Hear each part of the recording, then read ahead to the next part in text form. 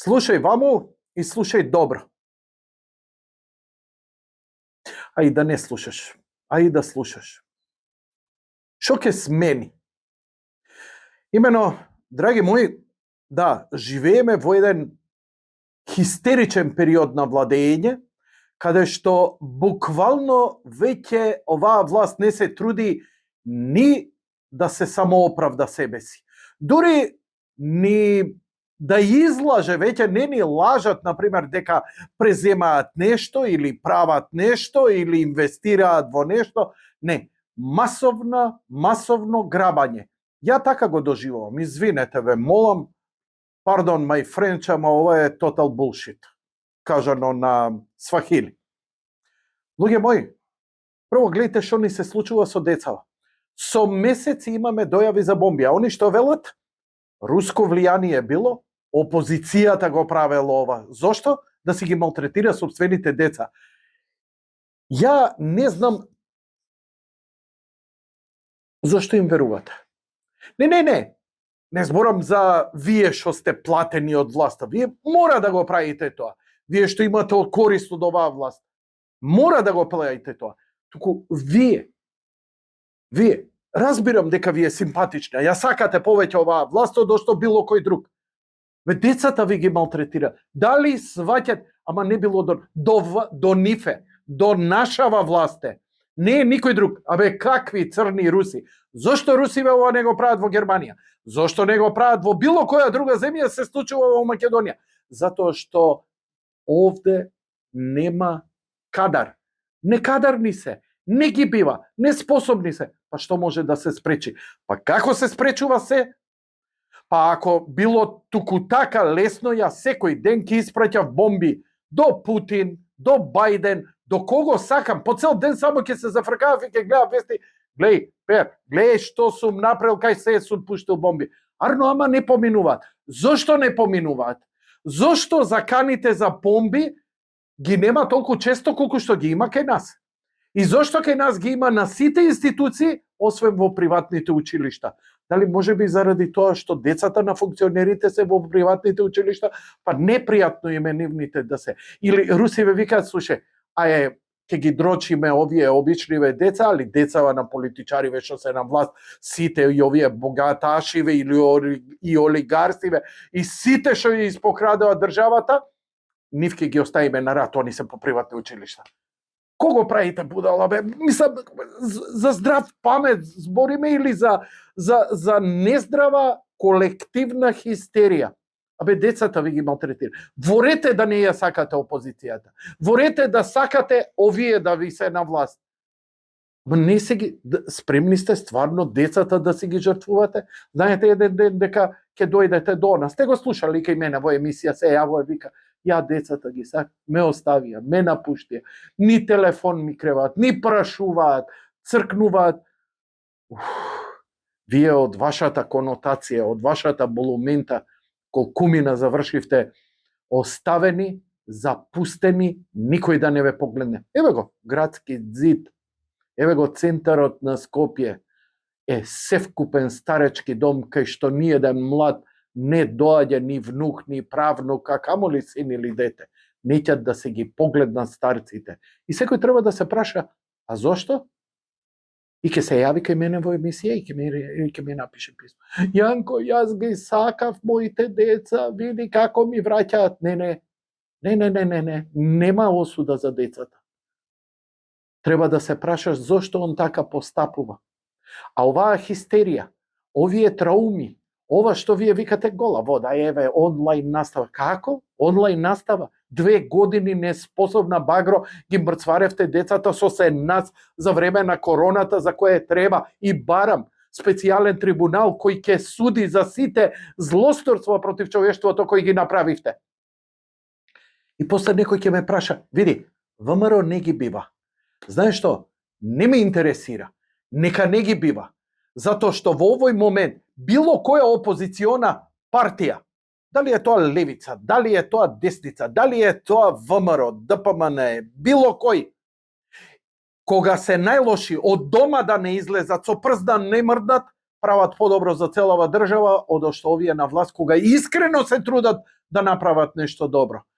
Велите, има плати, стигнале пензии. Абе, колку сме задолжени? Дали сваќате дека нашите праправнуци ќе мораат да ги враќаат овие долгови? Или сакате да ни се случи како Југославија?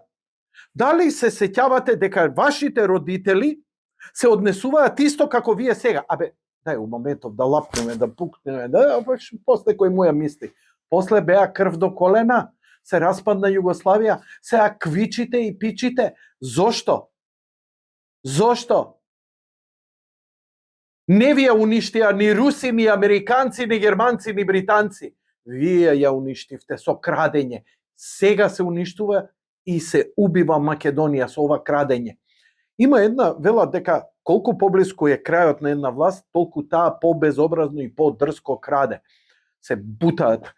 Дури ме потсеќа крајот на Втората светска војна, кога германците ги почувствуваа крајот на војната, кога почувствуваа дека тлото грабаа слики, пари и така натаму и така натаму. И тоа е некој природен процес. Знаете зошто? Затоа што има две работи. Арогантни се дека никој ништо нема да им може, затоа што ќе биле заштитени од америчка амбасада, од германска, од француска, од ова, од она, затоа што они биле на лашвериш. Ти реков, ми рече, о, како се врти тркалото.